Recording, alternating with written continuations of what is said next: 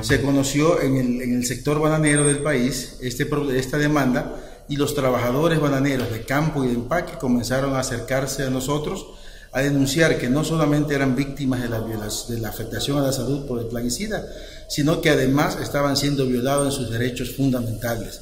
Eran perseguidos si reclamaban sus derechos, salarios miserables, ¿no? Salarios miserables, se los fumigaban mientras laboraban o mientras almorzaban, incluso su entorno, el sector donde ellos viven, el sector rural, contaminado por el uso exagerado de plaguicidas. Es así que nosotros luego de eso en el 2010 nos reunimos con la Relatora Especial de Naciones Unidas sobre formas contemporáneas de esclavitud, aportamos testimonios y pruebas, ella también recabó otras y determinó que el sector bananero los trabajadores del sector bananero estaban en una forma similar a la esclavitud. Paralelo a eso, presentamos una queja en la Defensoría del Pueblo por violación a los derechos humanos y los derechos de la naturaleza. Esa queja tuvo un resultado, una resolución en el 2012. A partir de ese año se hicieron una serie de recomendaciones. Varió la ley, pero nunca varió la práctica. Es decir, en la práctica se siguió violando derechos humanos. Había y existen trabajadores que no están afiliados al Seguro Social. Y durante todo ese año nosotros presionamos o buscamos que la Defensoría del Pueblo siga investigando el tema, y es así que en el 2016 la Defensoría del Pueblo realiza varias visitas in situ a varias haciendas bananeras en 3 provincias principales del país, que es Los Ríos, Guayas y El Oro.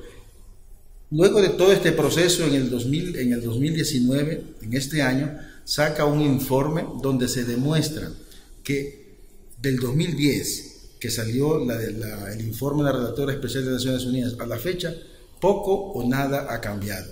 Los trabajadores siguen siendo violados en sus derechos, se los sigue fumigando, se sigue afectando su salud, se los persigue, se los incluye en listas negras si es que reclaman sus derechos, y lo peor, a finales del gobierno anterior, y se ha profundizado en el actual, se les quitó el salario básico al 100% de los trabajadores. Esto ha generado que no se les permita organizarse como sindicato. Esto conlleva a que los trabajadores están expuestos a los abusos de las grandes empresas bananeras.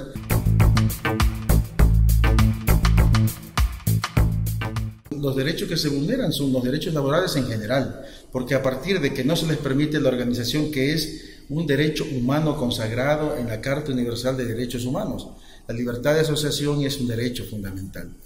Partiendo desde ahí, lo demás, los trabajadores son fumigados mientras están trabajando, incluso mientras almuerzan. No ganan el salario básico, ganan en base a la productividad. Las mujeres ganan menos que los hombres, a pesar de que trabajan al mismo tiempo.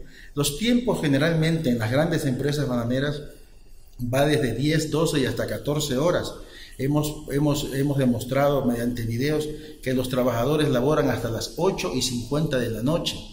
Entonces es esto una total violación a los derechos humanos. Es decir, no existe un control. Lógicamente, y repito, soy reiterativo, el Ministerio del Trabajo no ha ejercido y no va a ejercer control mientras esté controlado por las empresas bananeras. El salario básico no tiene el 100% de los trabajadores. Es decir, 200.000 trabajadores que existen en la industria bananera, directos de campo y de empaque, no tienen salario básico, están sujetos a la productividad. Entonces, ¿y cuál es el argumento que usó el señor Raúl Ledesma para esto? De que la producción bananera es cíclica, temporal. Eso es falso.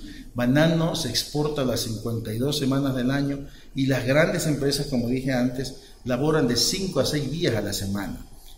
En jornadas de 10, 12 y hasta 14 horas. ¿Dónde está la temporalidad?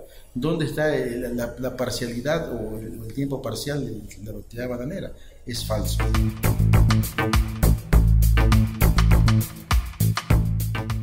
Bueno, yo creo que ese es un argumento que demuestra que la poca voluntad del Estado ecuatoriano o de algunas instituciones del Estado para atender este problema. Es un problema que no es reciente, es un problema que viene desde hace muchos años.